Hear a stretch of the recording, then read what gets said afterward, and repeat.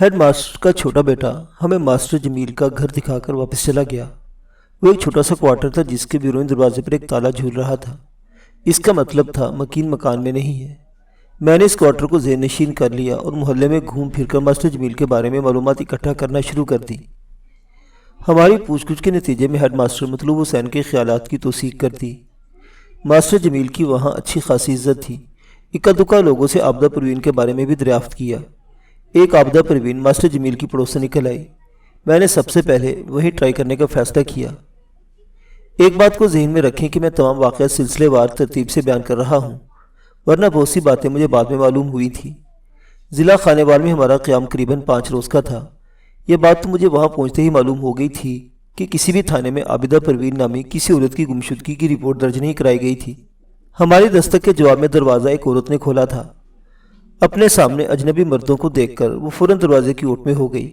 फिर वहीं से पूछा, आप किससे मिलना चाहते हैं? इस औरत की एक झलक ने मेरे जहन में कई कुमकुमे रोशन कर दिए थे। ये ऐसे ही दरवाजे से जरा हट कर खड़ा था। वो इस औरत को देख नहीं सका था। मेरे जहन ने पुकार कर कहा, हो ना हो ये आबिदा परवीन की कोई करीबी रिश्तेदार है।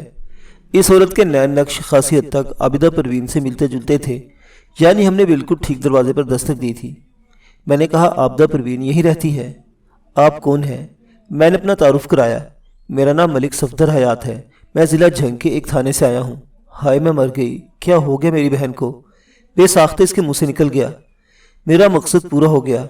मैं अपने मतलूबा दरवाजे पर खड़ा था। इसी दौरान में अंदर से नहीफ मर्दाना आवाज़ में पूछा गया। इस आवाज़ में नकाहत के साथ साथ बेजारी का उनसर भी नुमायाँ था। खालिदा कौन है दरवाजे पर? इससे पहले कि आबदा की बहन खालिदा कोई जवाब देती, पूछने वाला कमर झुकाए खुद ही वहाँ चला आया। अपने सामने अजनबी चेहरों को देखकर वो चौंक उठा। इसने करख्त लहजे में दरियाफ्त किया, क्या बात है भाई, किससे मिलना है? वो लगभग 60-65 साल का खुमीदा कमर बूढ़ा था। इसकी लंबी सफ़ेद दाढ़ी थी, सर पर सब्ज रंग की टोपी और हाथ में तस्बीह थी।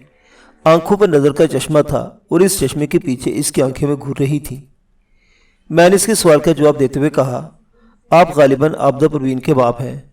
नाम न लें इस हरामजादी का। आबदा का नाम सुनकर वो एकदम भड़क उठा और फिर फ़ौरन ही ख्याल आ गया। कदरे नर्म लहजे में पूछा, आप कौन हैं और यहाँ क्यों आए हैं? मैंने अपना तारुफ कराने के बाद कहा, मैं आपकी बेटी आबदा परवीन के बारे में एक बुरी खबर लाया हूँ। वो बददिमाग बूढ़ा त्योरी चढ़ाकर बोला, अच्छा जी थानेदार साहिब, क्या बुरी खबर लाए हैं आप? क्या मुझे गिरफ्तार करने आए हैं?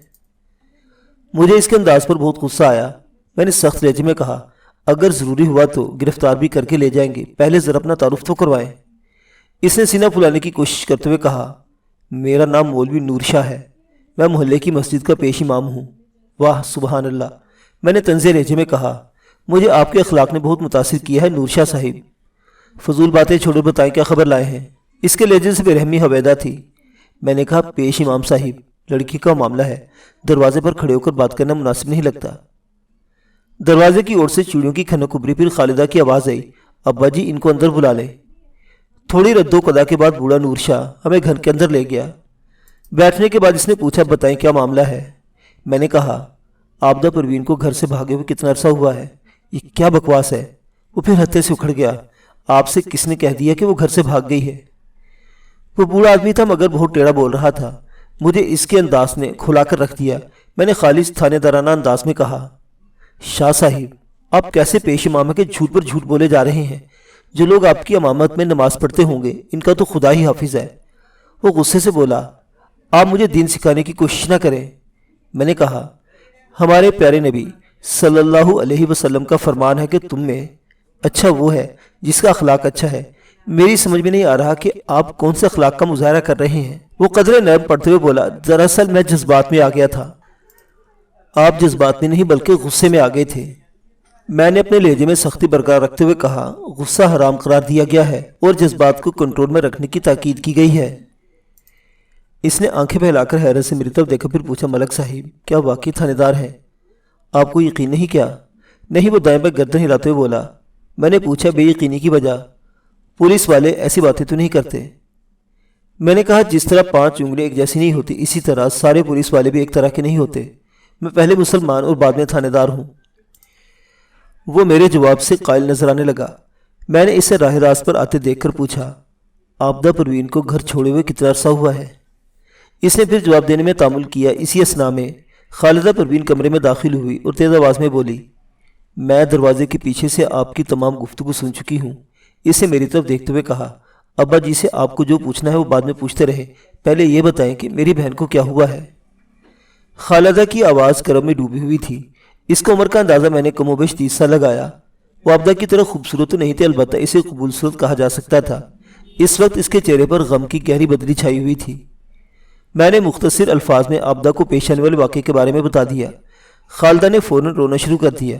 مجھے پہلے ہی پتا تھا کہ کوئی گڑبڑ ضرور ہو جائے گی، میرے ساتھ بھی اچھا نہیں ہوا تھا، ہماری تو قسمت ہی خراب ہے۔ مولوی نور شاہ غصے سے اپنی بیٹی کو گھورنے لگا۔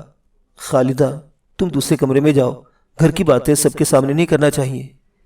وہ آنسو خشک کرتے ہوئے بولی، میرے سینے میں آگ لگی ہوئی ہے، آج میں آپ کی کوئی بات نہیں سنوں گی، آپ کی سختیوں نے اس گھر کو جہنم بنا دیا ہے۔ تم بکواس بند کرو اور دوسرے کمرے میں جاؤ۔ وہ غصے سے دھاڑا، پھر میری جانب مڑتے ہوئے بولا، ملک صاحب، یہ ہمارے گھر کا معاملہ ہے، ہم اپنی الجھن کو خود ہی سلجھا لیں گے۔ میں نے کہا، مولوی صاحب، اب یہ صرف آپ کے گھر کا معاملہ نہیں رہا، قابل دخل اندازی پولیس کیس بن چکا ہے۔ آپ کی بیٹی میرے تھانے کی حدود میں قتل ہوئی ہے، آپ قانونی کارروائی کے راستے میں روک نہ بنے اور میرے سوالات کا ٹھیک ٹھیک جواب دیں۔ میں نے کوئی جرم نہیں کیا، مولوی نور شاہ نے کہا، آپ ہمیں ہمارے حال پر چھوڑ دیں، اس معاملے کو زیادہ کریدیں گے تو ہماری رسوائی ہوگی۔ میں نے اس کی آنکھوں میں جھانکتے ہوئے کہا، اب یہ معاملہ دب نہیں سکتا مولانا، آپ اپنے رشتہ داروں اور محلے والوں کو عبدہ کی گمشدگی کے بارے میں کیا بتائیں گے؟ میں نے یہ بات مشہور کر دی ہے کہ وہ اپنے ماموں کے پاس کبیر والا گئی ہوئی ہے۔ وہ ہٹ دھرمی سے بولا۔ میں نے اسے نفرت آمیز نظروں سے دیکھا، پھر کہا، آپ ماشاءاللہ خاصے دیندار آدمی ہیں، آپ کو یہ بات تو معلوم ہی ہوگی کہ ایک جھوٹ کو نبھانے کے لیے 100 جھوٹ بولنے پڑتے ہیں، آپ کس کس کا منہ بند کریں گے؟ وہ پریشان نظروں سے مجھے دیکھنے لگا۔ عزت دار آدمی کو عزت بچانے کے لیے کبھی کبھی جھوٹ کا سہارا بھی لینا پڑتا ہے تھانے دار صاحب۔ مولوی صاحب، عزت جھوٹ سے نہیں سچ سے بنا کرتی ہے۔ جھوٹ بول کر وقتی طور پر تو کسی برائی پر پردہ ڈال سکتے ہیں، لیکن خود کو بدنامی سے نہیں بچا سکتے۔ بعد میں جب جھوٹ کا پول کھلتا ہے تو انسان کی دنیا میں بھی رسوائی ہوتی ہے اور وہ اپنی عاقبت بھی خراب کرتا ہے۔ میری باتوں کا خاطر خواہ اثر ہوا۔ مولوی نور شاہ ایک دم نڈھال نظر آنے لگا، پھر وہ دونوں ہاتھوں میں منہ چھپا کر بولا، یا اللہ میرے گناہ معاف کرنا، تو جانتا ہے کہ میں بے قصور ہوں، میں ان معاملات میں خود کو بری قرار دیتا ہوں۔ میری بیٹی نے مجھے کسی کو منہ دکھانے کے قابل نہیں چھوڑا، یا اللہ مجھے اٹھا لے، اب مجھ سے اور ذلت برداشت نہیں ہوتی۔ پھر وہ باقاعدہ ہچکیوں سے رونے لگا۔ میرے ذہن میں ابھی تک خالدہ پروین کے کہے ہوئے الفاظ گونج رہے تھے۔ اس نے کہا تھا، مجھے پہلے ہی پتا تھا کہ کوئی گڑبڑ ضرور ہو جائے گی، میرے ساتھ بھی اچھا نہیں ہوا تھا، ہماری تو قسمت ہی خراب ہے۔ خالدہ اپنے والد کو مخاطب کرتے ہوئے الفاظ بھی کہے تھے کہ آپ کی سختیوں نے اس گھر کو جہنم بنا دیا ہے۔ اس سے ایک بات واضح ہو جاتی تھی کہ خالدہ اپنی بہن کے پروگرام سے واقف تھی۔ وہ جانتی تھی کہ عبدہ کیا کرنے جا رہی تھی، اور ایسا ہی یا اس سے ملتا جلتا کوئی واقعہ خود اس کے ساتھ بھی پیش آ چکا تھا۔ جہاں تک گھر کے جہنم بنانے کا تعلق تھا وہ تو صاف ظاہر ہو رہا تھا۔ مولوی نور شاہ جیسے لوگ بعض اوقات نیکی اور شریعت کے نام پر ظلم کی حدود سے بھی گزر جاتے ہیں۔ میں نے کہا، مولوی صاحب، لگتا ہے آپ کو عزت راس نہیں آ رہی، میں چاہوں تو ابھی آپ کو گرفتار کر سکتا ہوں، لیکن میں آپ کی مدد کرنا چاہتا ہوں، آپ مجھ سے کوئی بات نہ چھپائیں۔ عبدہ نے جن حالات میں گھر چھوڑا تھا اس کی تفصیلات مجھے بتائیں تاکہ میں اس کے قاتل کو فوراً گرفتار کر سکوں۔ کاش مجھے اس بدبخت کے عزائم کی خبر ہو جاتی۔ مولوی نور شاہ نے خلا میں گھورتے ہوئے کہا، اگر مجھے پتہ چل جاتا کہ عبدہ بھی خالدہ کی طرح میرا منہ کالا کرے گی تو میں راتوں رات اس کے ٹکڑے کر کے صحن میں دبا دیتا۔ بس کریں ابا جی، خالدہ نے چیخ کر کہا، میرا منہ نہ کھلوائیں، ورنہ جس عزت کا آپ ڈھنڈورا پیٹ رہے ہیں وہ خاک میں مل جائے گی۔ وہ تو تم دونوں نے خاک میں ملا ہی دی ہے، اب کون سی کسر باقی ہے؟ مولوی نور شاہ نے غضبناک نظروں سے بیٹی کو گھورا۔ خالدہ نے ترکی بترکی جواب دیا، میں نے جو کچھ کیا تھا وہ اپنے حالات سے مجبور ہو کر کیا تھا، آپ کی حد سے بڑھی ہوئی سختیوں نے میری زندگی اجیرن کر دی تھی۔ ویسے تو آپ آخرت کے عذاب سے بہت ڈرتے ہیں، لیکن آپ نے اپنی حرکتوں کی وجہ سے میری زندگی واقعی عذاب بنا دی تھی، اس لیے مجھے وہ قدم اٹھانا پڑا، اور اس کا نتیجہ بھی دیکھ لیا۔ مولوی نور شاہ نے حقارت آمیز نظروں سے خالدہ کی جانب دیکھا، چھوٹی کا انجام بھی تمہارے سامنے ہے۔ خالدہ کے چہرے پر کرب کی نمائندہ لکیریں نمودار ہوئی۔ میری تو قسمت ہی خراب تھی، اس لیے وہ دھوکے باز فدا حسین آسانی سے بچ نکلا، لیکن پھوری اپنے عبرتناک انجام کو پہنچے گا۔ میں نے حیرت سے خالدہ کو دیکھا، وہ میرے لیے معلومات کا ذخیرہ ثابت ہو رہی تھی۔ میں نے فوراً سوال کیا، یہ پھوری اور فدا حسین کون ہے؟ کوئی نہیں ہے، کوئی نہیں ہے۔ بوڑھا نور شاہ فوراً بول اٹھا، کسی کی برائی کرنا بہت بڑا گناہ ہے، اپنی مرغی ٹھیک ہو تو پرائے گھر انڈا ہی کیوں دے؟ خالدہ کے چہرے پر ایک مہوم سی طنز مسکراہٹ پھیل گئی۔ وہ ایک ایسا چہرہ تھا جو تلخیوں اور سختیوں کے سبب مسکرانا بھول گیا تھا۔ اس نے نہایت ہی تیکھے لہجے میں کہا، میں تھانے دار صاحب سے کوئی بھی بات نہیں چھپاؤں گی۔ میری پہلی اور آخری خواہش یہ کہ عابدہ کا قاتل جلد از جلد پھانسی لگ جائے۔ میں نے پوچھا، تمہارے خیال میں عابدہ کو کس نے قتل کیا ہے؟ پھوری کے سوا اور کون ہو سکتا ہے؟ پھوری؟ یہ کون ہے بھائی؟ مولوی نور شاہ نے بتایا، میری چھوٹی سالی صفیہ فاطمہ کا بیٹا ہے۔ اس کا نام تو غفور ہے لیکن مشہور پھوری ہی ہے۔ بڑا لچا لفنگا لڑکا ہے۔ میں نے کہا، مگر عابدہ تو ماسٹر جمیل بہار کے ساتھ فرار ہوئی تھی۔ میں کسی پر الزام لگانا گناہ سمجھتا ہوں۔ مولوی نور شاہ نے کانوں کو ہاتھ لگاتے ہوئے کہا، میں نہیں جانتا کہ وہ کس کے ساتھ گھر سے بھاگی ہے۔ ابھی آپ ہی نے بتایا ہے اور خالدہ کی باتوں سے بھی تصدیق ہو رہی ہے کہ اس فرار سے واقف تھی۔ میرا اللہ مجھے معاف کرے، جمیل بہار تو بہت ہی شریف شخص تھا۔ مجھے تو ابھی تک یقین نہیں آ رہا کہ اس نے ایسی حرکت کی ہوگی۔ خالدہ تڑک کر بولی، آپ جسے شریف کہہ رہے ہیں، کیا اپنی بیٹی کی شادی اس سے کرنے پر تیار ہو جاتے؟ ہرگز نہیں۔ مولوی نور شاہ نے قطعیت سے کہا، شریف ہونا اور بات ہے، لیکن میں ایسے کسی بھی شخص کے ساتھ اپنی بیٹی کی شادی نہیں کر سکتا جو داڑھی منڈواتا ہو اور 5 وقت کا نمازی نہ ہو، چاہے ایسے رشتے کے انتظار میں بیٹیاں گھر میں بوڑھی ہو جائیں۔ خالدہ کے لہجے میں زہر کے فوارے چھوٹ رہے تھے۔ مولوی نور شاہ نے کہا، مجھے مر کر خدا کو جواب دینا ہے۔ مجھے بیٹیوں کو گھر بٹھائے رکھنا گوارا ہے، لیکن میں جب بھی ان کی شادی کروں گا تو کسی دیندار شخص سے کروں گا۔ میں نے کہا، خدا کا خوف کریں مولوی صاحب، بالغ بیٹی کو گھر میں بٹھائے رکھنا عذاب الہی کی دعوت دینے کے مترادف ہے۔ یہ صرف دوسروں کو خدا کا خوف دلاتے ہیں۔ چپ کر گستاخ۔ مولوی صاحب حلق کے بل چیخے، تیری جیسی منہ کالک بیٹیاں کا ٹھکانہ جہنم کے سوا کہیں نہیں ہے۔ مجھے بوڑھے مولویوں پر بے انتہا غصہ آیا، لیکن میں نے خود پر قابو رکھا۔ میں خامخواہ دین کے معاملات میں الجھ کر بات کو بڑھانا نہیں چاہتا تھا۔ مولوی نور شاہ جیسے لوگ اپنی ہر دھرمی پر قائم رہتے ہیں، وقتی طور پر دوسروں کے دلائل سے قائل تو ہو جاتے ہیں، لیکن کرتے وہی ہیں جو ان کے ذہن میں سما چکا ہوتا ہے۔ میری آمد کا مقصد نور شاہ کی اصلاح نہیں تھا، اس لیے میں فوراً اصل موضوع کی طرف آ گیا۔ میں نے خالدہ سے پوچھا، تم نے بتایا کہ عابدہ کو پھوری کے سوا اور کوئی قتل نہیں کر سکتا۔ پھوری کی عابدہ سے کیا دشمنی تھی؟ دشمنی تھی، بہت گہری دشمنی جناب، خالدہ نے بتایا۔ عابدہ نے ایک موقع پر اسے بری طرح بے عزت کر دیا تھا۔ کیوں؟ وہ عابدہ سے شادی کرنا چاہتا تھا، خالدہ نے کہا۔ لنگور سے شاید کبھی آئینے میں اپنی شکل نہیں دیکھی ہوگی۔ وہ عابدہ سے شادی کرنا چاہتا تو میں نے گردن ہلاتے ہوئے کہا، پھر کیا ہوا تھا؟ خالدہ نے کہا، ہونا کیا تھا؟ یہ شادی تو ہو ہی نہیں سکتی تھی۔ کیا مطلب؟ خالدہ سے پہلے نور شاہ بول اٹھا، پھوری عابدہ کا رضائی بھائی ہے جناب۔ پیدائش کے وقت پھوری کی والدہ صفیہ فاطمہ کا انتقال ہو گیا تھا، چنانچہ میری بیوی رقیہ فاطمہ نے پھوری کو چند روز اپنا دودھ پلایا تھا۔ میں نے کہا، کیا یہ بات پھوری کو معلوم نہیں تھی کہ عابدہ اس کی رضائی بہن ہے؟ اس کی شادی عابدہ کے ساتھ نہیں ہو سکتی۔ اس کو یہ بات کیسے معلوم ہو سکتی تھی؟ خالدہ نے اپنے باپ کی طرف دیکھتے ہوئے بتایا، یہ بات تو مجھے بھی اس وقت معلوم ہوئی تھی جب پھوری نے عابدہ سے شادی کی خواہش ظاہر کی تھی۔ اس موقع پر ابا جی نے بتایا تھا کہ پھوری نے میری ماں کا دودھ پیا ہوا ہے۔ کمال ہے، میں نے کہا، اتنی بڑی بات سے تم بے خبر رہی۔ ایک میں ہی کیا، سب بے خبر تھے، خالدہ نے کہا۔ وہ تو جب ابا جی نے انکشاف کیا تو کسی کو یقین نہیں آیا۔ سب سے زیادہ بے یقینی کا شکار غفور عرف پھوری تھا۔ اس کا دعویٰ تھا کہ مولوی نور شاہ نے رشتے سے انکار کرنے کے لیے سارا چکر چلایا ہے۔ میں نے خالدہ سے پوچھا، تمہاری ماں نے بھی کبھی اس کا ذکر نہیں کیا؟ میرے منہ سے اپنی ماں کا نام سن کر وہ افسردہ ہو گئی اور پھر غمناک لہجے میں بولی، کاش ہماری ماں زندہ ہوتی تو ہمیں یہ دن نہ دیکھنا پڑتے۔ پھر ذرا توقع کے بعد اس نے بتایا، عابدہ 1 سال کی تھی جب میری ماں کا انتقال ہوا تھا۔ میری عمر لگ بھگ 6 سال ہوگی اس وقت۔ پھوری کی والدہ تو اسے جنم دیتی ہی اللہ کو پیاری ہو گئی تھی۔ اس بات کو کئی سال گزر گئے ہیں۔ میں نے خالدہ کے باپ سے پوچھا، مولوی صاحب، آپ نے کبھی اپنی بیٹیوں کو نہیں بتایا کہ پھوری ان کا رضائی بھائی ہے؟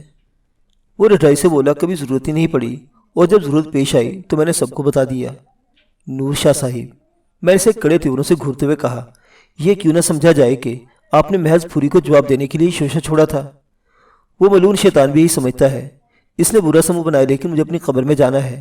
میرا خدا گواہ ہے کہ میں نے کوئی جھوٹ نہیں بولا۔ کہ آپ اپنے دعوے کو ثابت کر سکتے ہیں؟ کون سا دعویٰ؟ یہی کہ غفور عرف پھوری نے آپ کی بیوی کا دودھ پیا تھا۔ وہ برہمی سے بولا، دائی بشیرہ اس کی گواہی دے سکتی ہے۔ پھوری کی پیدائش دائی بشیرہ کے ہاتھوں ہوئی تھی۔ دائی بشیرہ سے بھی ہم تصدیق کریں گے۔ میں نے اسے گھورا۔ وہ بولا، آپ جہاں جہاں مرضی تصدیق کریں، مجھے اس کی پرواہ نہیں۔ ایک لمحے کو رک کر اس نے اضافہ کیا، ویسے میں آپ کو ایک بات بتا دوں، اور وہ یہ کہ اگر پھوری عابدہ کا رضائی بھائی نہیں بھی ہوتا تو میں ہرگز اسے اپنی بیٹی نہ دیتا۔ اس کا مطلب ہے کہ پھوری کو بے وجہ آپ پر شک نہیں ہے۔ خالدہ نے کہا، تھانے صاحب، پوری انتہائی اوباش قسم کا نوجوان ہے۔ وہ کسی بھی طرح عابدہ کے قابل نہیں تھا۔ وہ تو بس ہاتھ دھو کر عابدہ کے پیچھے پڑ گیا تھا۔ رضائی بھائی والے معاملے کو وہ ابا جی کا پروپیگنڈا کہتا تھا۔ ایک تو مرتبہ اس نے عابدہ کا راستہ روکنے کی کوشش بھی کی تھی، لیکن عابدہ نے اسے بری طرح جھڑک دیا تھا۔ ایک موقع پر پھوری نے جب عابدہ کی کلائی تھامنا چاہی تو عابدہ نے اس کے منہ پر ایک زناٹے کا تھپڑ رسید کر دیا تھا۔ عابدہ نے اسی پر بس نہیں کی بلکہ کئی لوگوں کی موجودگی میں پھوری کے منہ پر تھوک بھی دیا تھا۔ جواباً پھوری نے سلوکتے ہوئے لہجے میں کہا تھا، میں اس بے عزتی کا بدلہ ضرور لوں گا عابدہ، دیکھ لینا ایک دن تمہیں بری طرح پچھتانا پڑے گا۔ عابدہ نے تیز آواز میں کہا تھا، بے عزتی ان کی ہوتی ہے جن کی کوئی عزت ہو۔ میں نے تو تمہارے جیسا بے غیرت انسان آج تک نہیں دیکھا جسے اپنی بہن کی عزت کا بھی کوئی خیال نہ ہو۔ اوہ بہن، پھوری نے ایک جانب تھوکتے ہوئے کہا، یہ لفظ میرے لیے گالی بن گیا ہے۔ میری کوئی بہن نہیں ہے، یہ سب تمہارے باپ کی سازش ہے۔ ویسے بھی بہن وہی ہوتی ہے جو ماں کے پیٹ سے جنم لیتی ہے، باقی سب رشتے فضول ہیں۔ تمہارے کہنے سے اسلام کا اصول غلط نہیں ہو جائے گا۔ عابدہ نے پرجوش لہجے میں کہا، ہمارا دین ہمیں بتاتا ہے کہ رضائی بہن بھائیوں کی آپس میں شادی نہیں ہو سکتی، اور اگر ایسا نہیں بھی ہوتا یعنی تم میرے نامحرم ہوتے، جب بھی میں تم سے شادی کا تصور بھی نہیں کر سکتی تھی۔ مجھے تمہاری صورت سے نفرت ہے، آئندہ کبھی مجھے اپنی منحوس شکل نہ دکھانا۔ یہ تم نہیں بول رہی عابدہ، پھوری نے سنسنی خیز لہجے میں کہا، بلکہ تمہارے دل و دماغ پر ماسٹر جمیل چھایا ہوا ہے۔ عابدہ نے دھاڑ کر کہا، اپنی ناپاک زبان بند رکھو۔ تم تو سمجھ رہے ہو کہ مجھے کوئی خبر ہی نہیں، پھوری نے انکشاف کرنے والے انداز میں کہا، لیکن میں تمہارے ایک ایک حرکت پر نظر رکھے ہوئے ہوں۔ بکواس بند کرو اور اپنا راستہ ناپو۔ عابدہ نے تنبیہی لہجے میں کہا، اگر تم نے آئندہ مجھ پر کیچڑ اچھالنے کی کوشش کی تو اپنے انجام کو نہ بھولنا۔ مجھے انجام کی دھمکی نہ دو عابدہ، میں کسی دھمکی کو خاطر میں نہیں لاتا۔ آخر تم میرا بگاڑ کیا لوگی؟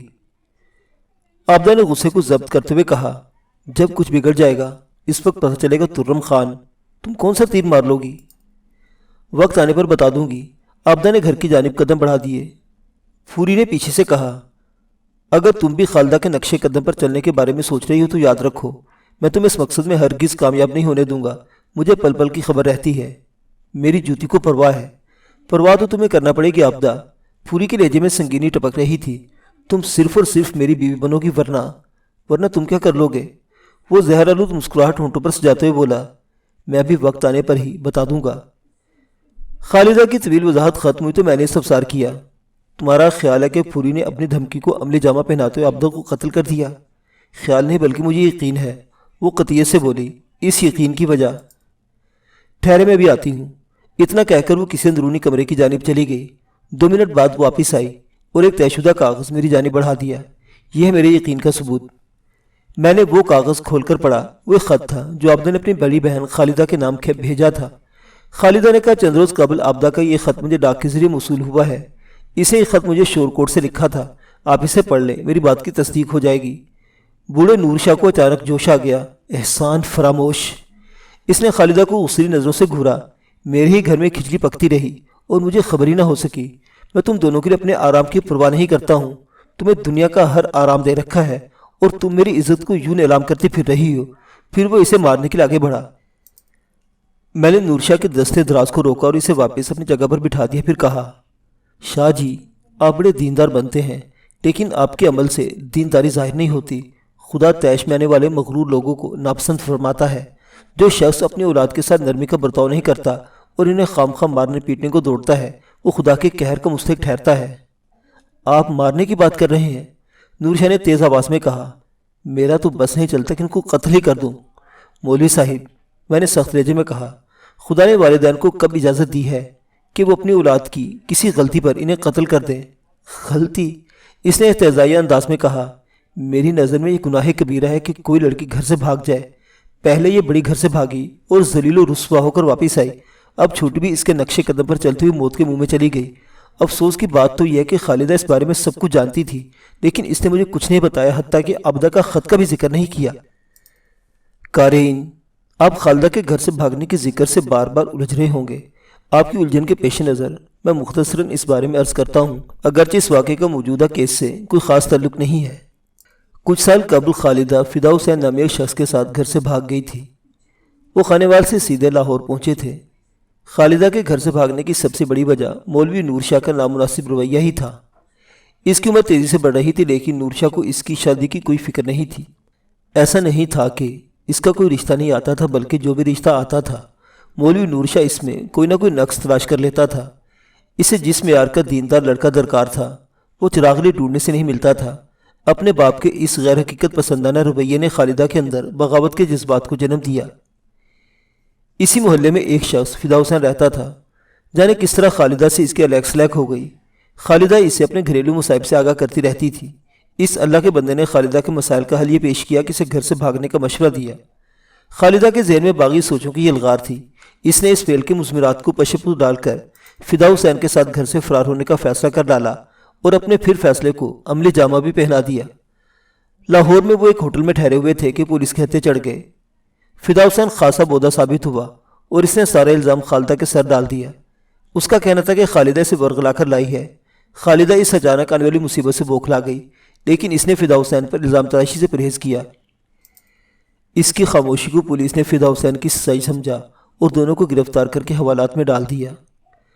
اس زمانے میں قانون اتنا سخت نہیں ہوتا تھا، بس مفروض جوڑے کو پکڑ کر حوالات میں بند کر دیا جاتا تھا اور ان کے ورثہ کو اطلاع بھیج دی جاتی تھی کہ انہیں آ کر چھڑا لیں۔ آج کل تو پولیس ایسے جوڑوں کو پکڑتے ہی حدود آرڈیننس کے تحت چالان کر دیتی ہے اور دفعہ بھی خاصی سخت ہے۔ قصہ مختصر، خالدہ بھی واپس آ گئی۔ سب لوگوں نے مولوی نور شاہ کو مشورہ دیا کہ وہ فدا حسین سے خالدہ کی شادی کر دے۔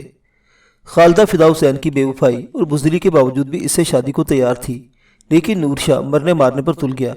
وہ ایک ہی رٹ لگائے ہوئے تھا، میں فدا حسین جیسے فاسق و فاجر اور گناہگار شخص کو اپنی بیٹی کا ہاتھ کس طرح دے دوں؟ میں جیتے جی ایسا نہیں ہونے دوں گا۔ خالدہ نے تو محض اس لیے فدا حسین سے شادی کی آمادگی ظاہر کر دی تھی کہ وہ اپنے دامن پر لگے ہوئے بدنامی کے داغ کو دھونا چاہتی تھی، لیکن باپ نے اسے اس کا موقع بھی نہ دیا۔ اگر فدا حسین کے ساتھ اس کی شادی ہو جاتی تو اس کے جرم کی سنگینی کم ہو سکتی تھی۔ بصورت دیگر اب حال یہ تھا کہ اس کا کوئی بھی رشتہ نہیں آ رہا تھا۔ اگر بھولے بھٹکے کوئی آ بھی جاتا تو مولوی نور شاہ اسے فوراً مسترد کر دیتا تھا۔ اس صورتحال میں عابدہ کو 1% بھی امید نہیں تھی کہ اس کا باپ ماسٹر جمیل سے اس کی شادی کے لیے تیار ہو جائے گا۔ چنانچہ اس نے وہی کیا جو اس کی سمجھ میں آیا۔ خالدہ اس کی رازدار تھی، وہ ماسٹر جمیل پر بھی بھروسہ کرتی تھی۔ اسے 100% یقین تھا کہ وہ فدا حسین کی طرح بزدل ثابت نہیں ہوگا، مگر تقدیر سے کون لڑ سکتا ہے؟ اس کی قسمت میں یوں ہی دردناک موت سے دوچار ہونا رقم تھا۔ مولوی نور شاہ غصے سے لال پیلا ہو رہا تھا اور بار بار کھا جانے والی نظروں سے خالدہ کو گھور رہا تھا۔ خالدہ جو پہلے خوفزدہ دکھائی دیتی تھی، اب اس کا اعتماد بحال ہو چکا تھا۔ میں نے اپنی نظریں خط کے مضمون پر جما دی۔ عابدہ نے لکھا تھا، باجی میں نے اتنا بڑا قدم تو اٹھا لیا ہے، لیکن ہر وقت ایک عجیب سا دھڑکا لگا رہتا ہے۔ جمیل پر تو مجھے پورا اعتماد ہے، لیکن مجھے ایک وہم سا ہو گیا ہے۔ آگے اسے اپنے وہم کی وضاحت کی تھی۔ آپ جانتی ہیں ہم نے لاہور جانے کا پروگرام بنایا تھا، لیکن خانیوال اسٹیشن پر ہی ہمیں اپنا پروگرام تبدیل کرنا پڑا۔ ہوا کچھ یوں تھا کہ میں نے ریلوے اسٹیشن پر گاڑی میں سوار ہوتے وقت پوری کی جھلک دیکھ لی تھی۔ میں نے جمیل کو اس بارے میں بتایا، لیکن اس نے اسے میرا وہم قرار دیا، مگر میں بضد رہی۔ مجبوراً جمیل کو میری بات ماننا پڑی اور گاڑی کی روانگی سے چند لمحے پہلے ہم نیچے اتر آئے۔ گاڑی روانہ ہو گئی۔ جمیل نے متلاشی نظروں سے پلیٹ فارم کا جائزہ لیا، لیکن پوری کا نام و نشان نہیں تھا۔ میں نے یہ سمجھا کہ وہ گاڑی میں ہی رہ گیا ہے۔ لاہور جانے والی کوئی دوسری گاڑی آنے میں خاصا وقت تھا۔ ہم پلیٹ فارم پر رک کر کوئی خطرہ مول نہیں لے سکتے تھے۔ جھنگ جانے والی گاڑی تیار کھڑی تھی۔ جمیل نے کھڑکی سے ٹکٹ خریدے اور ہم اس گاڑی میں سوار ہو گئے۔ لاہور جانا بھی اس سے بھی خطرناک تھا کہ پوری بھی اس جانب گیا تھا۔ مجھے اس کی دھمکی اچھی طرح یاد تھی۔ گاڑی پیر محل کے ریلوے اسٹیشن پر رکی تو میں نے ایک ایسا نظارہ دیکھا کہ میرے رونگٹے کھڑے ہو گئے۔ میں نے پوری کو باتھ روم سے نکل کر دوسری بوگی کی طرف جاتے دیکھا۔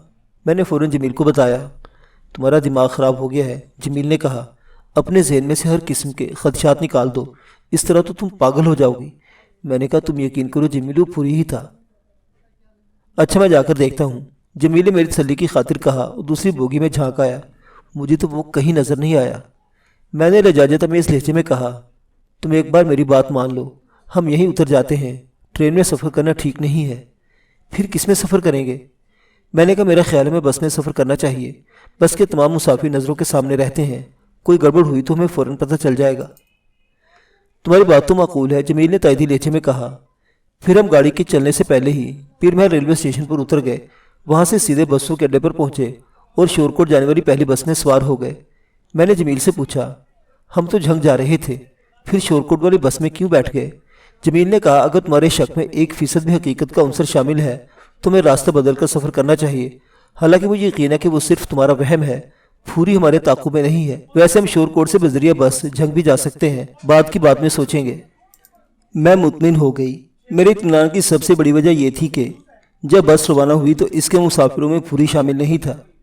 میری پیاری بہن، میں تمہیں تفصیلی خط شور کوٹ سے ہی لکھ رہی ہوں۔ میری قسمت میں کیا لکھا ہے یہ تو میں نہیں جانتی، البتہ ایک خوف مسلسل میرے ساتھ محو سفر ہے۔ مجھے ہر وقت یہ احساس رہتا ہے کہ پھوری کی وحشتناک آنکھیں سائے کی طرح تعاقب کر رہی ہیں۔ میرے حق میں دعا کرنا، تمہاری بہن عابدہ پروین۔ خط پر تاریخ بھی درج تھی جو 5 جون کی تھی۔ میں نے خط کو طے کر کے جیب میں رکھا اور خالدہ سے پوچھا، عابدہ اور جمیل کس تاریخ کو یہاں سے روانہ ہوئے تھے؟ اس نے جواب دیا 3 جون کو۔ مجھے ہیڈ ماسٹر کی زبانی معلوم ہو چکا تھا کہ ماسٹر جمیل بہار 1 جون کو اپنے گاؤں روانہ ہو گیا تھا۔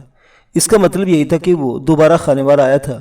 میں نے اس امکان کو ذہن میں رکھتے ہوئے کہا، خالدہ مجھے پتا چلا کہ جمیل 1 جون کو تلمبا چلا گیا تھا، کیا وہ 3 جون کو دوبارہ آیا تھا؟ کیونکہ عابدہ پروین کے خط سے ظاہر ہوتا ہے کہ وہ خانے وار اسٹیشن سے فرار ہوئے تھے۔ وہ بولی، جب عابدہ ہی نہیں رہی تو میں کوئی بات چھپا کر کیا کروں گی؟ کچھ دیر توقف کر کے وہ الفاظ کا انتخاب کرتی رہی، پھر ٹھہرے ہوئے لہجے میں بتانے لگی، جمیل چونکہ ہمارا پڑوسی تھا اس لیے میری ملاقات میں دشواری نہیں ہوتی تھی۔ مولوی نور شاہ نے آتش بار نظروں سے خالدہ کو دیکھا مگر وہ نگاہوں کی پرواہ کیے بغیر بولتی رہی۔ جمیل اور عابدہ میں یہ بات پہلے ہی طے ہو گئی تھی کہ وہ 1 جون کو اپنے گاؤں چلا جائے گا تاکہ کسی کا دھیان اس کی طرف نہ جائے۔ 3 جون کے ایک مخصوص وقت پر انہوں نے اسکول کے پاس ملنے کا پروگرام طے کیا تھا۔ یا اللہ تو گواہ ہے نا، مولوی نور شاہ نے پرسوز لہجے میں کہا، میں اس گناہ میں شریک نہیں ہوں۔ میں نے نور شاہ کو نظر انداز کرتے ہوئے خالدہ سے پوچھا، اس کے بعد بھی تمہیں کوئی خط ملا ہے؟ نہیں جناب، نہ اس سے پہلے اور نہ اس کے بعد۔ میں نے سوچتے ہوئے کہا، اس کا مطلب ہے وہ شور کوٹ میں زیادہ دن نہیں ٹھہر سکے تھے۔ میری معلومات کے مطابق وہ دونوں 8 جون کو حویلی بہادر پہنچے تھے۔ اگر وہ شور کوٹ سے جنگ کے لیے بھی روانہ ہوتے تھے تو حویلی بہادر میں اتر جانا غیر معمولی بات ہے۔ واضح ہے کہ حویلی بہادر جنگ شور کوٹ روڈ پر تریم ہیڈ ورکرز کے نزدیک ہی واقع ہے۔ راستے میں اتر جانے کا ایک ہی مقصد سمجھ میں آتا ہے کہ پھوری ان کے تعاقب میں بدستور محو سفر تھا۔ میرا بھی یہی خیال ہے، خالدہ نے کہا، اور وہی خبیث میری بہن کا قاتل ہے۔ میں نے کہا جمیل بھی لاپتہ ہے، میں کل اس کی تلاش میں تلمبا جاؤں گا، وہ مل جائے تو صورتحال واضح ہوگی۔ ایک فوری خیال کے تحت میں نے پوچھا، غفور اور پھوری تو اسی محلے کا رہنے والا ہے، کیا وہ بھی غائب ہے؟ میں نے ایک بات خاص طور پر محسوس کی تھی کہ میرے ہر سوال کا جواب صرف خالدہ ہی دے رہی تھی۔ مولوی نور شاہ غصے سے پیجوتاب کھانے کے سوا کچھ کر بھی نہیں رہا تھا۔ وقفے وقفے سے وہ خود کلامی انداز میں خدا کو یقین دلاتا تھا کہ وہ سراسر بے قصور ہے۔ خالدہ نے جواب دیا، وہ خنزیر اسی روز سے غائب ہے، یعنی 3 جون سے۔ پہلے تو میں نے اس کی غیر حاضری کو قابل توجہ نہیں سمجھا، کیونکہ وہ جس کماش کا آدمی ہے ایسے لوگ آوارہ گردی میں مصروف رہتے ہیں، کبھی یہاں کبھی وہاں۔ لیکن جب سے عابدہ کا خط مجھے ملا ہے اور اس نے پھوری کے تعاقب کا ذکر کیا ہے، اس وقت سے میں بہت پریشان ہوں۔ میں نے پوچھا، تمہیں یہ خط کب ملا تھا؟ اس نے جواب دیا 10 تاریخ کو، 10 جون کو۔ اس خط کا لفافہ کہاں ہے؟ وہ میں نے فوراً ہی پھاڑ کر پھینک دیا۔ جس نے بتایا، مجھے ڈر تھا کہ اگر ابا جی کی نظر پڑ گئی تو راز فاش ہو جائے گا۔ میں نے لفافے کے بارے میں اس لیے پوچھا تھا کہ ممکن تھا یہ خالدہ ہی کی کوئی چال ہو، اس نے خود ہی خط لکھ مارا ہو اور ہماری تفتیش کو غلط راہ پر ڈالنا چاہتی ہو، لیکن مجھے یقین تھا کہ وہ جھوٹ نہیں بول رہی تھی۔ میں نے کہا، خط کی تحریر سے اندازہ ہوتا ہے کہ وہ بڑی افراتفری کے عالم میں سفر کرتے ہوئے حویلی بہادر پہنچے تھے۔ ان حالات میں انہیں نکاح کرنے کا موقع نہ ملا ہوگا، لیکن کیا تھانے دار صاحب؟ خالدہ کے چہرے پر تشویش کا ایک سایہ لہرا گیا۔ لیکن یہ کہ، میں نے سنجیدہ لہجے میں کہا، عابدہ کے طبی تجزیے سے پتہ چلا ہے کہ ان دونوں کے درمیان ازدواجی تعلقات قائم تھے۔ یا میرے اللہ، مجھے موت دے دے۔ مولوی نور شاہ دردناک آواز میں کہہ رہا، میں اس گناہ میں شریک نہیں ہوں۔ خالدہ نے کہا، تھانے دار صاحب، آپ نے بتایا کہ وہ دونوں تقریباً 15 روز تک آپ کے علاقے میں کرایہ دار کی حیثیت سے رہ رہے تھے۔ ممکن ہے اس دوران میں انہوں نے باقاعدہ شادی کر لی ہو۔ میرے ذہن میں بھی امکان ہے، میں نے کہا، لیکن اس کا کوئی ثبوت نہیں ملا۔ ان کے سامان میں سے نہ تو کوئی نکاح نامہ برآمد ہوا ہے اور نہ ہی مالک مکان نے ایسی کسی بات کی تصدیق کی ہے، بلکہ عابدہ نے مالک مکان کی بیوی کو بتایا تھا کہ انہوں نے گھر والوں سے چھپ کر شادی کی ہے اور حالات نارمل ہونے کا انتظار کر رہے ہیں۔ خالدہ نے کچھ نہیں کہا، بے بسی سے مجھے دیکھتی رہ گئی۔ میں اس کے اندر اٹھنے والی ندامت کے بلند و بالا طوفان کو محسوس کر رہا تھا۔ ایسی صورتحال میں وہ کہہ بھی کیا سکتی تھی؟ اس کا خاموش رہنا مناسب تھا۔ میں نے مولوی نور شاہ کو مخاطب کرتے ہوئے پوچھا، آپ نے عابدہ پروین کی گمشدگی کی رپورٹ کیوں نہیں درج کروائی تھی؟ وہ عجیب سے لہجے میں بولا، میں نے تو اس کے جانے کے بعد بھی رپورٹ درج نہیں کروائی تھی۔ اس نے خالدہ کی جانب اشارہ کیا۔ کیوں؟ آخر کیوں؟ میں نے سخت لہجے میں کہا۔ وہ بولا، मैंने ज़िंदगी भर मेहनत करके इज्जत बनाई है। थाने कचहरी के चक्कर काट कर मैं इसे बर्बाद नहीं कर सकता। बहुत खूब जवाब है, मैंने तंज़े लहजे में कहा। मौलाना, आपका दावा है कि आप अपनी बेटी को बहुत चाहते हैं। इनके आराम और आसाइश के लिए आपने अपना आराम और सुकून तज दिया है। क्या यही आपकी मोहब्बत है? वो खालिदा की तरफ इशारा करते हुए बोला, आप पूछें इससे, आपके सामने बैठी है। मैंने इनकी कौन सी ज़रूरत पूरी नहीं की? मैंने गुस्से से कहा, ठहरे, मैं आपको बताता हूँ कि आपने इनकी कौन सी ज़रूरत पूरी नहीं की। अभी उन्होंने अच्छी तरह होश भी नहीं संभाला था कि माँ की आगोश इनसे छिन गई। आपको चाहिए था कि पिदराना शफकत के साथ इन्हें माँ की मोहब्बत भी देते, लेकिन आपने क्या किया? आपकी बेजा सख्तियों ने इनका मासूम बचपन छीन लिया। आपके रवैये ने इनके अना को मजरूह कर दिया। इनकी इज्जत नफ्स को कदम कदम पर कुचला गया। अगर इस घर में भी इन्हें सुकून की फ़ज़ा मुयस्सर होती तो वो घर से बाहर कदम निकालने के बारे में सोच भी नहीं सकती थी। खालिदा से एक भूल हो गई थी।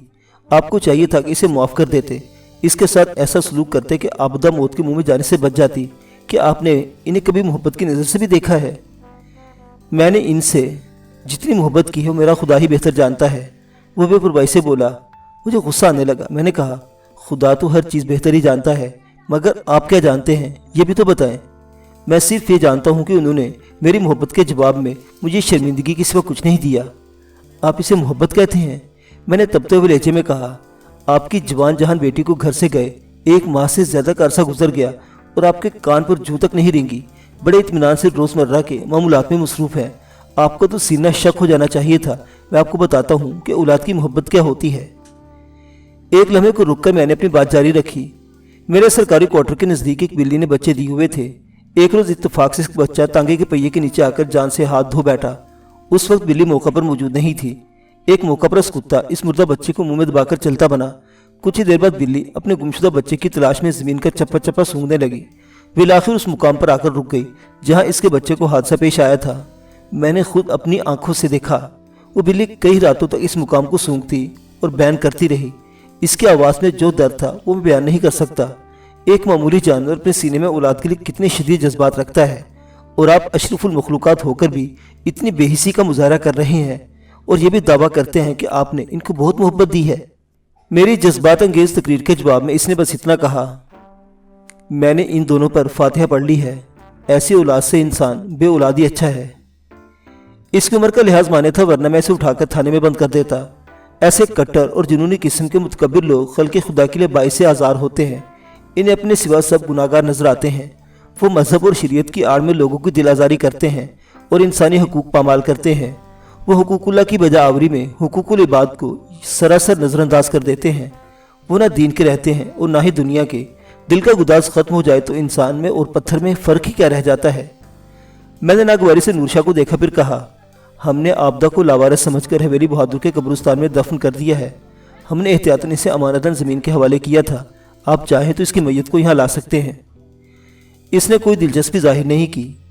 मैंने खालिदा से पूछा, इस सूर में फुरी बदमाश का घर किस तरफ है? दूसरी गली में चौथा मकान है, खालिदा ने बताया। ठीक है, इसे भी देख लेते। मैंने उठते हुए ऐसे ही ज़हूर हुसैन से कहा। वो भी खड़ा हो गया था। खालिदा ने कहा, मुझे उम्मीद है कि वो आपको घर में मिल जाए। मैंने काफ़ी अरसे से नहीं देखा। वो ना मिला तो उसके घर वालों से पूछ कर लेंगे, ऐसा ही ने कहा। फिर मौलवी नूरशाह की तरफ देखते हुए इजाफा किया, बाबा जी ये ना समझना हम फिर नहीं आएंगे। हम तफ्तीश के लिए किसी भी वक्त आ सकते हैं। अभी हम कुछ दिन इधर खानेवाल में रहेंगे, अपना काम ख़त्म करके ही जाएंगे। मौलवी साहिब, हमारे जाने के बाद अपना गुस्सा खालिदा पर नहीं निकालना। अगर मुझे इस सिलसिले में ज़रा सी भी शिकायत मिली तो मैं वाकई आपको गिरफ्तार करके ले जाऊंगा। इसने कोई जवाब नहीं दिया। खामोशी और बेजारी से मुझे घूरता रहा। इसके अंदाज में शिकस्त पाई जाती थी, लेकिन मैं जानता था कि इस किस्म के लोग आसानी से हार नहीं मानते। हम मकतूला आबदा परवीन के घर से बाहर निकल आए।